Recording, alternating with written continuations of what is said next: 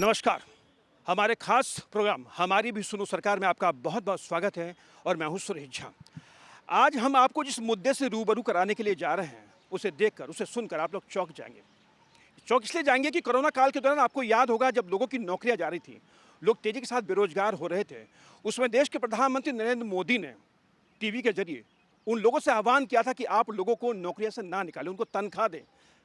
लेकिन आज जो सरकार में हो रहा है वो आपको चौंका देगा। वो चौंका इसलिए देगा कि आज खुद सरकार उन तमाम टीचरों को बेरोजगार कर रही है जिसको प्रधानमंत्री नरेंद्र मोदी की एक महत्वाकांक्षी योजना थी, जिसमें तमाम टीचरों की भर्ती की गई थी। और टीचर वो थे जिनको ग्रामीण क्षेत्रों में, जो ग्रामीण इलाके थे जहाँ पे इंजीनियरिंग कॉलेज थी, उसकी शिक्षा की गुणवत्ता को सुधारने के लिए तमाम टीचरों की नियुक्ति की गई थी।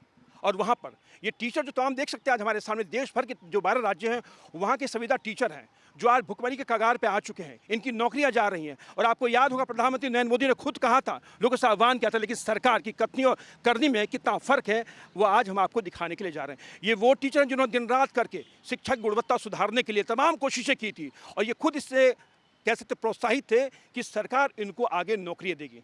लेकिन इससे पहले कि नौकरियां इनको मिलती कि 31 मार्च तक को इनको अल्टीमेटम दे दिया, यानी आपकी नौकरी अब खत्म हो जाएगी।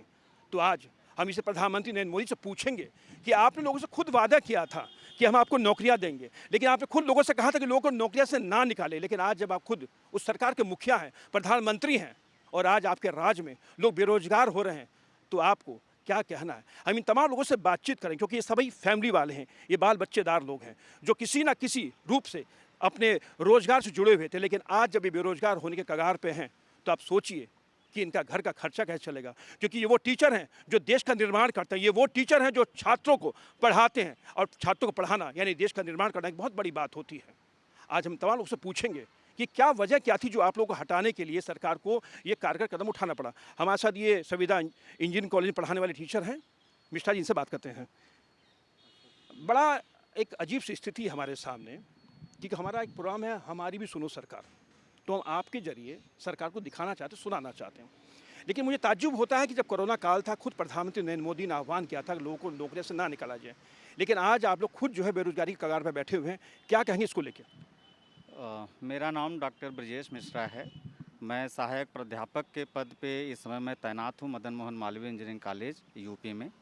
मैं आपको ये बताना चाहूँगा कि देश के 12 विभिन्न राज्यों में हम लोगों को तैनात किया गया था जो कि इकोनॉमिकली वीक हैं, रूरल एरियाज़ हैं। ऐसे क्षेत्रों में जाके हमने शिक्षा की गुणवत्ता को बढ़ाया। जितने भी इंजीनियरिंग कॉलेज हैं वहाँ पे हमने अपना दिन रात परिश्रम करके हमने बच्चों को पढ़ाया, एडमिनिस्ट्रेटिव वर्क किया और जो भी चीज़ें हो सकती हैं जिससे कि शिक्षा की गुणवत्ता को बढ़ाया जा सकता है, दिन रात हम लोगों ने कार्य किया।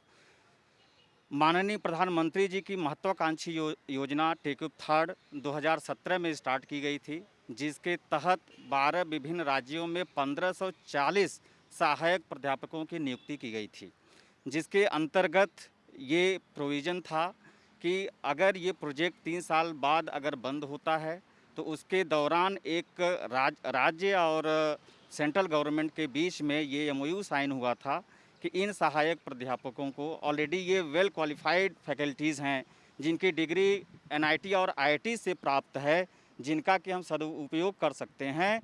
राज्य इनके लिए, इनके भविष्य के लिए एक सुव्यवस्थित एक प्लान बनाए और इनको प्रोजेक्ट ख़त्म होने से पहले इनके भविष्य को सुनिश्चित करे, जो कि ऑलरेडी स्टेट गवर्नमेंट के और सेंट्रल गवर्नमेंट के एमओयू में ये चीज़ मेंशन है, जिनका डॉक्यूमेंट्स भी हम लोगों के पास है। सेंट्रल गवर्नमेंट से कई बार लेटर भी भेजा गया कि क्या मैकेनिज़्म अभी तक डेवलप की गई है इन सहायक प्राध्यापकों के लिए, लेकिन अभी तक स्टेट गवर्नमेंट से और सेंट्रल गवर्नमेंट से कोई भी कंक्रीट प्लान तैयार नहीं किया गया है जिससे हम लोगों का भविष्य सुरक्षित हो सके। आज स्थिति ये है कि 31 मार्च के बाद हम 1554 फैकल्टी हम लोग बेरोज़गार होने जा रहे हैं। सड़क पे हम लोग आ जाएंगे। यहाँ पर हम लोग दिल्ली में हर कॉलेज के एक रिप्रेजेंटेटिव, जिससे कि कॉलेज का जो कार्य है, शिक्षा का पठन पाठन है, वो कहीं से भी रुके नहीं, इसलिए हम लोग एक रिप्रेजेंटेटिव सहायक प्राध्यापक यहाँ पर आए हैं और हम माननीय शिक्षा मंत्री जी से ये हम लोग प्रार्थना करेंगे कि 31 मार्च के बाद हम लोगों के भविष्य को सुनिश्चित करें। ये बताइए आपकी क्या ये सरकार ने भी कहा था आपको कि 3 साल का प्रोजेक्ट था, क्या आप लोगों को आश्वासन दिया गया था कि जब प्रोजेक्ट खत्म हो जाएगा तो हम आपको जो है पक्की नौकरियाँ देंगे या आपको कहीं न कहीं एडजस्ट किया जाएगा? ये आश्वासन तो नहीं था, लेकिन एमओयू जब साइन हुआ था सेंट्रल गवर्नमेंट और राज्य सरकार के बीच, तो उसमें ये कहा गया था कि इनके भविष्य को सुनिश्चित किया जाएगा। तो उस आश्वासन के भरोसे हम लोग यहाँ मंत्री जी से मिलने के लिए उनसे रिक्वेस्ट करने आए हैं कि वो हमसे मिले, हमारी बात सुने। हमें ऐसा लग रहा है कि हमारी बात मंत्री जी तक नहीं पहुँची है, तो इसीलिए हम लोग उनसे मिलना चाहते हैं एक बार। तो इसी रिक्वेस्ट को लेकर हम लोग यहाँ एक बार एकत्रित हुए हैं। लेकिन क्या आप लोग जिस तरीके से आप लोग की नौकरियाँ जा रही हैं, 31 मार्च आप लोग की लास्ट होगा, आपका डेडलाइन दे दी गई है, तो उसके बाद सोचा आपने क्या करेंगे आप लोग? हमने तो अभी यही सोचा है कि हम इस जॉब में हैं, शिक्षण कार्य में हैं, तो हम शिक्षण कार्य को भी आगे कंटिन्यू करना चाहेंगे। तो छात्रों के भविष्य के साथ हम जुड़ गए हैं, तो हम हमेशा चाहेंगे कि उनके भविष्य के बारे में सोचें, आगे बढ़ाएं उन्हें। आपको याद होगा कोरोना काल के दौरान खुद प्रधानमंत्री नरेंद्र मोदी ने तमाम लोगों से, उद्योगपतियों से, लोगों से कहा था कि आप लोगों को नौकरी से ना निकालें।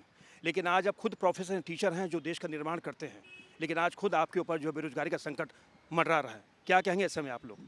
इस समय हम यही कहेंगे कि प्रधानमंत्री सर हम लोग की बात सुने या शिक्षा मंत्री हम लोग की बात सुने और एटलीस्ट हम लोग को बेरोजगार होने से बचा ले।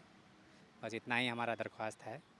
क्या कहेंगे कि जो आप लोग जो संविदा टीचर्स हैं, आप लोग जिस तरह से पढ़ा रहे थे, देश का निर्माण कर रहे थे, 3 साल का आप लोग का अनुबंध हुआ था सरकार के साथ, सरकार ने आपसे कुछ वादे भी किए थे, तो क्या कहेंगे सरकार अब उन वादों से मुकर रही है, नज़रअंदाज कर रही है या सरकार का खजाना खाली हो चुका है? सर एक्चुअली ये प्रोजेक्ट केवल प्रोजेक्ट नहीं है, देश की गिरती हुई शिक्षा व्यवस्था को सुधारने का भारत सरकार का ये बहुत ही उच्चतम उपाय रहा है। चूँकि जितने भी राज्य हैं वो शिक्षकों की कमी से जूझ रहे हैं, तो भारत सरकार ने ये कहा कि हम आपको आईआईटी एनआईटी के ग्रेजुएट्स उनको बेहतर प्रोसेस और ट्रांसपेरेंट प्रोसेस से चयन करके आपको हम बेस्ट फैकल्टीज़ देंगे। इसके लिए राज्य सरकार भी राजी थे। उसके बाद उन्होंने ये कहा कि आफ्टर द प्रोजेक्ट पीरियड जो अच्छे परफॉर्मिंग फैकल्टीज़ हैं, well qualified faculties will be retained. क्योंकि अगर देखिए सुधार एक सतत प्रक्रिया है, इसको समय सीमा में आप बांध नहीं सकते कि 3 साल आपने सुधार कर दिया, अब उस सुधार की ज़रूरत नहीं है। और दूसरा, हमारी जितने भी हम लोग हैं, हर वक्त सरकार भी ये मानती है कि आपने बेहतर काम किया है, केंद्र सरकार भी, राज्य सरकार भी। बस ये है कि हमारे लिए कोई उचित कदम नहीं उठाया जा रहा है। हमारी रिक्वेस्ट ये है, मुझे ऐसा लगता है हम पिछले 6 दिनों से यहाँ पे हैं, कोई प्रोटेस्ट नहीं सर, ये रिक्वेस्ट है माननीय मंत्री जी से, माननीय मोदी जी से कि हमारी बात सुने। हम केवल 1500 लोग नहीं, 1500 परिवार हैं और हमने आपके लिए अपने 3 महत्वपूर्ण साल दिए हैं इस प्रोजेक्ट को। अपने मतलब यहाँ पे सर कई ऐसे फैकल्टी हैं जिन्होंने रात को 1-1 बजे तक काम किया और सरकार भी ये जानती है। बस हमें ये लगता है कि माननीय मंत्री जी तक हमारी बात पहुँच नहीं पा रही है। अगर वो सुनेंगे तो हमें वो मौका ज़रूर देंगे। ये बताइए कि क्या आपको आश्वासन दिया गया था 3 साल का प्रोजेक्ट जब खत्म हो जाएगा तो आप लोग को एडजस्ट किया जाएगा, कुछ ऐसा आश्वासन था या सिर्फ 3 साल तक का आपको शिक्षा गुणवत्ता सुधारना था, और क्या 3 साल में सुधार हो जाता है? जी, मैं आपको बिल्कुल बताना चाहूँगा। मेरा नाम संजीव कुमार है और मैं आसाम से आया हूँ यहाँ, और पिछले 6 दिन से हम लोग यहाँ हैं। तो आपके सवाल का जवाब ये है कि जब हमने इस प्रोजेक्ट में ज्वाइन किया था तो इस प्रोजेक्ट का एक प्रोजेक्ट इम्प्लीमेंटेशन प्लान था, पीआईपी था। उसमें पेज नंबर 95 में ये साफ लिखा गया है कि after the project period state government and central government will make a certain mechanism through which these highly qualified faculties will be sustained after the project period। तो मतलब हमको प्रोजेक्ट पीरियड के बाद एक सस्टेनेबल प्लान के तहत हमको regularise या कि रिटेन किया जाना था। ये प्रोजेक्ट इम्प्लीमेंटेशन प्लान के पेज नंबर 95 में साफ साफ लिखा गया है। और हम आपसे, आपके चैनल के माध्यम से हम मंत्री जी से ये दरख्वास्त करना चाहते हैं कि आप हमारे सुनिश्चित भविष्य के लिए उचित कदम उठाएं। जी बिल्कुल। करीब कितने टीचर्स होंगे जिनकी नियुक्ति हुई थी? लगभग 1500 से ज़्यादा टीचर हैं, और टेक्निकल बातें जितनी भी आपको यहाँ पर टीचर्स ने बता दी हैं। बस मैं आपको एक बात छोटी सी बताऊँगा कि ऐसे भी कई कॉलेज हैं जिनमें कैपेसिटी जो भरी गई है फैकल्टी की है, रिक्वायरमेंट है, उसमें मोर देन 50% फैकल्टी अभी टेक्यू भी सर्व कर रहा है। इनफैक्ट राजस्थान में एक कॉलेज ऐसा भी है, बांसवाड़ा जो है वो ट्राइब एरिया है, वहाँ पर सारे के सारे फैकल्टी टेक के प्रोजेक्ट से ही हैं, शायद 1 या 2 फैकल्टी मेरे ख्याल में रेगुलर फैकल्टी होंगे, सारे प्रोजेक्ट यहाँ से चल रहे हैं। दूसरी बात जो सबसे बड़ी हमें ध्यान देने वाली यार ये है कि जैसा आपको बताया कि जितने भी फैकल्टी ये लिए गए थे वो सारे आईआईटी और एनआईटी से थे। ये सभी इंजीनियरिंग कॉलेज में पढ़ा रहे हैं, तो इन्होंने वहाँ पर 3 साल क्या मोटिवेशन दिया होगा, यही दिया होगा कि आप अगर अच्छा पढ़ेंगे तो आप आईआईटी एनआईटी में जाएंगे। आप यही मोटिवेशन इंजीनियरिंग में रखते हैं कि आईआईटी ये सबसे देश के सबसे उच्चतम कॉलेज हैं। पर वो टीचर जो 3 साल से इन बच्चों को ये चीज़ सिखा के आए, जब खुद 3 साल बाद बेरोजगार हो जाएंगे तो मेरे ख्याल में इंजीनियरिंग में फिर कोई मोटिवेशन मेरा ना ये दे। सवाल है आपसे कि आप भी आईआईटी एनआईटी से पढ़े हुए लोग हैं, ग्रेजुएट लोग हैं, आप खुद उनको पढ़ा रहे हैं इंजीनियरिंग कॉलेज में, लेकिन जब उनको खुद पढ़ा रहे हैं, जब आपसे पूछेंगे कि सर आपकी जो नौकरी है वो 3 साल की है, उसके बाद आपको नौकरी मिलेगी कि नहीं मिलेगी, तो आपका भविष्य तो खुद अंधकार में है, हमारा भविष्य क्या होगा? बिल्कुल, आप देख सकते हैं इसको कि जो तकनीकी शिक्षा में जो देश की आईआईटीज़, एनआईटीज़ जो बड़ी कॉलेजों में, प्रतिष्ठित कॉलेजों में जानी जाती है, उन कॉलेजों से जो पास आउट है और वो जाके रूरल एरियाज़ में स्टूडेंट्स को पढ़ा रहे हैं, स्टूडेंट्स को वापस वो भरोसा कायम कर रहे हैं उनके बीच में कि तकनीकी शिक्षा में अभी भी बहुत कुछ है, जिस आत्मनिर्भरता की हम परिकल्पना कर रहे हैं। तो आप देख सकते हैं कि वो विश्वास कैसे बनेगा। लेकिन इन 3 सालों में जो हमने मेहनत की, उससे विद्यार्थियों को लगा कि नहीं, इसमें काफ़ी कुछ है। लेकिन अब ये प्रोजेक्ट ख़त्म हो रहा है, जिस प्रोजेक्ट के तहत सारे स्टूडेंट उससे जुड़े हुए हैं, वो सारी वो लाभार्थी हैं इसका, तो न तो अध्यापक न ही शिक्षक, कोई इसका फ़ायदा नहीं उठा पाएगा। बताइए कि जिन आप टीचर हैं, जिनको पढ़ा रहे, जिन छात्रों को पढ़ा रहे हैं आप, वो जब खुद सोचेंगे कि जिनको पढ़ाने वाले टीचर जो खुद बेरोजगार हो रहे हैं और हम जिनके जरिए पढ़ रहे हैं, तो हमारा भविष्य क्या है? हमारा भविष्य तो खुद उनको अंधकार में लग रहा होगा। तो क्या कहीं ना कहीं कुछ अध्यापक से, आपके टीचर से क्या वो छात्र सवाल करते हैं? बिल्कुल, अक्सर ये बातें होती है जब स्टूडेंट से हमारा लगातार इंटरेक्शन होता है, तो खुद बोलते हैं कि सर 31 मार्च के बाद हमारा क्या फ्यूचर होगा? आप तो बेरोज़गार हो ही रहे हैं, मतलब हम यहाँ से क्या मैसेज लेके जाएंगे? हमारे घर वाले भी ये पूछते हैं, स्टूडेंट जो बोल रहे हैं कि हमारे घर वाले भी पूछते हैं कि इसके बाद अगर टीचर नहीं रहेंगे तो पढ़ाई कैसे होगी? मैं बेसिकली बिहार से हूँ और बिहार में 39 इंजीनियरिंग कॉलेज हैं, उसमें 19 इंजीनियरिंग कॉलेज बिल्कुल नए खुले हैं पिछले साल, उसमें एक भी रेगुलर फैकल्टी नहीं है, वहाँ पे सारे गेस्ट फैकल्टी कार्यरत हैं। ठीक है, और इससे पहले जो 20 कॉलेजेस थे उसमें टेक्की की वजह से चल रहा था, उसमें भी रेगुलर फैकल्टी नहीं थे। अगर टेक्की फैकल्टी चले गए तो 20 कॉलेज पुराने वाले भी बैठ जाएंगे और नए वाले तो शिक्षक ही नहीं है, तो शिक्षक की बिल्कुल ही कमी है। और ऐसे माहौल में तो हम लोग को तो डायरेक्ट ऑब्जर्व करना चाहिए। आपको याद होगा कि 2014 में जब चुनाव हुए थे तो प्रधानमंत्री नरेंद्र मोदी ने बड़ी घोषणा की थी कि हम बेरोजगारों को, करोड़ों बेरोजगारों को रोजगार देंगे। क्या आपको लगता नहीं कि युवा जो ठगा सा महसूस कर रहा है कि आज जब खुद आप संविदा टीचर हैं, आपके ऊपर खुद जो है बेरोजगारी की तलवार लटक रही है, तो उनके वादों को लेकर कहीं ना कहीं कोई टीस होती है आपके मन में?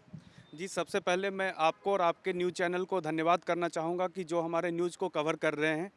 जब 2014 का चुनाव हुआ था और भारत में एक सत्ता का परिवर्तन हुआ था, तो हम लोगों ने को ये उम्मीद थी कि अब नई सत्ता आ रही है और नई सत्ता आने के बाद रोज़गार हमें मिलना प्रारंभ होंगे। और उसी दौरान जब हमारा एमटेक कंप्लीट हुआ, तो एमटेक कंप्लीट होने के बाद भारत के इतिहास में सबसे अधिक वैकेंसी एक साथ असिस्टेंट प्रोफेसर्स की इंजीनियरिंग कॉलेजेस में आई थी, जिसमें कि 1554 असिस्टेंट प्रोफेसर्स भारत के विभिन्न 12 राज्यों में चयनित हुए थे। एवं हम लोग अपने अपने स्टेट में, अपने अपने राज्यों में, कॉलेजेज में अपनी सेवाएं देना प्रारंभ किए। इस प्रोजेक्ट के दौरान हम लोगों के साथ ये बात बतलाया गया था कि हम लोगों को आगे 3 साल के बाद, इस प्रोजेक्ट के बाद भी हम लोगों को आगे सस्टेन करने के लिए एक प्लान तैयार किया जाएगा। लेकिन हम लोग अभी इस बात से ही चिंतित हैं क्योंकि 31 मार्च का समय आने वाला है और अभी तक किसी तरह का कोई भी प्लान तैयार नहीं किया गया है।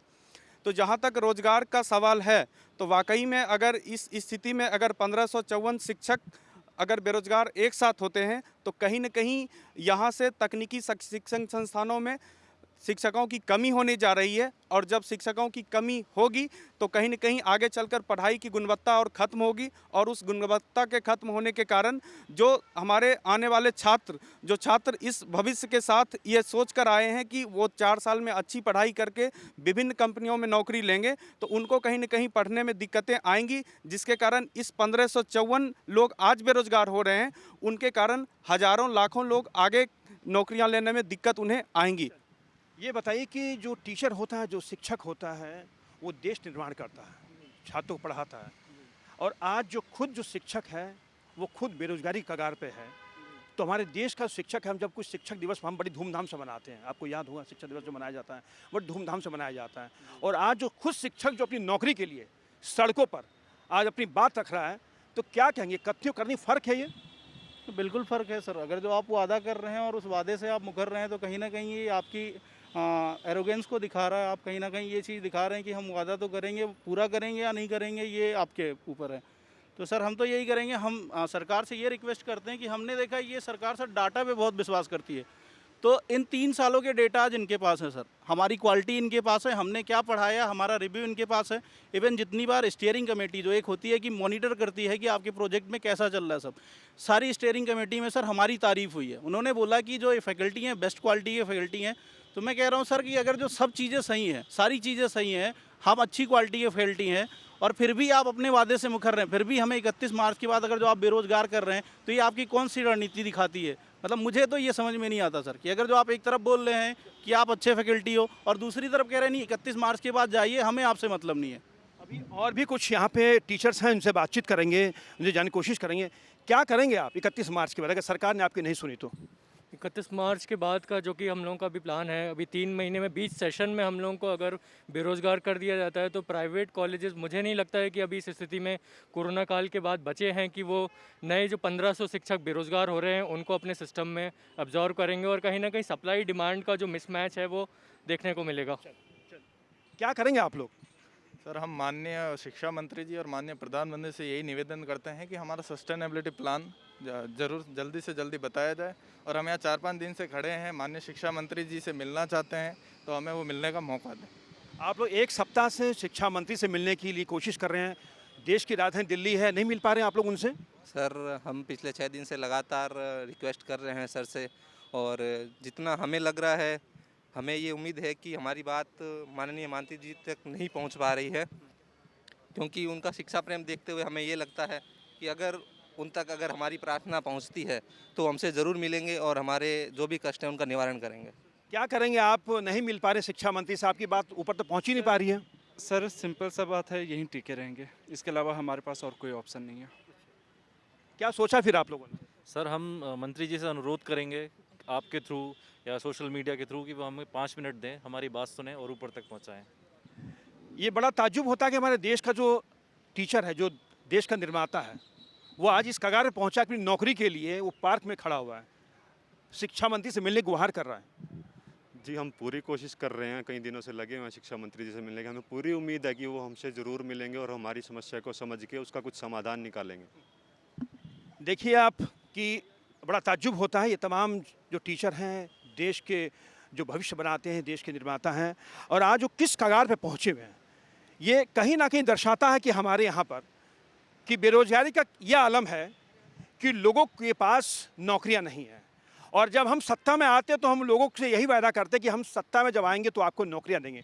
और तमाम लोग हैं, हम चाहते हैं कि सबसे थोड़ी थोड़ी सी बात कर लिया जाए ताकि उनकी मन की बात जो हमारा प्रोग्राम है, हमारी भी सुनो सरकार, उन तक पहुँच जाए। बिल्कुल संक्षिप्त में क्या चाहते हैं सरकार से?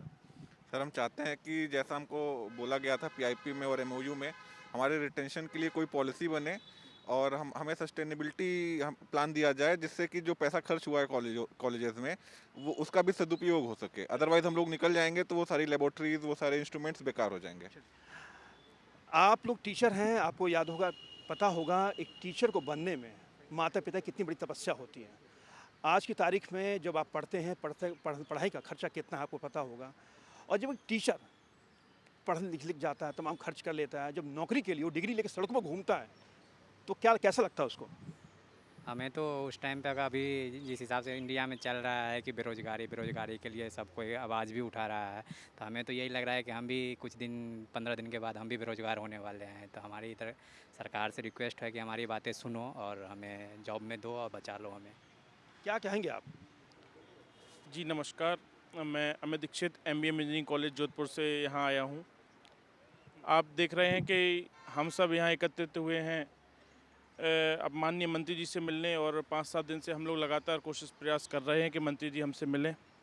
कई बार हमने ट्विटर कैंपेन भी चलाया, पर हमारा अभी तक मंत्री जी से मिलना नहीं हो पाया है। अतः हम चाहते हैं जिस प्रकार से MOU में स्टेट और सेंट्रल ने कहा था, हम आप सबको रिटेन करेंगे पोस्ट प्रोजेक्ट, उसी की मांग पर हम अभी तक अड़े हुए हैं तथा हम चाहते हैं मंत्री जी हमारी सुनवाई करें। जो रूरल इलाके हैं वहाँ की शिक्षा की गुणवत्ता को सुधारने का काम आप लोगों को सौंपा गया था, 3 साल का पीरियड था। अब सोचिए आप लोग जब नहीं रहेंगे तो वहाँ की गुणवत्ता कैसी होगी? सर वहाँ की गुणवत्ता तो के बारे में हमें ही नहीं बल्कि सरकार को भी सारी चीज़ें पता हैं, क्योंकि गुणवत्ता सुधारने के लिए ही हम सभी को भेजा गया था। अब सर बात यह है कि NEP 2020 जो आ रहा है उसमें बल दिया जा रहा है कि रिसर्च पे इंटरडिसिप्लिनरी रिसर्च हम करवाएंगे, लेकिन अगर हमसे हमारे स्टूडेंट खुद पूछते हैं, उन्हें भी पता है कि 3 साल बाद आप लोगों का प्रोजेक्ट ख़त्म होने वाला है। आप लोगों ने IITs, NITs, ISCs से MTech PhD की हुई है, तो अगर वो हमसे ये सुन करके कि MTech के बाद क्या फ्यूचर है हिंदुस्तान में, ये पता चलता है हमें अगर निकाला जाता है तो उस चीज़ से। तो अगर हमें निकाल दिया गया तो उससे रिसर्च पे जो बच्चों का इंटरेस्ट है वो भी कम होगा कि MTech करने के बाद अगर हमें रोज़गार नहीं मिलेगा तो हम क्यों MTech करें, क्यों हायर स्टडीज़ के लिए जाएं।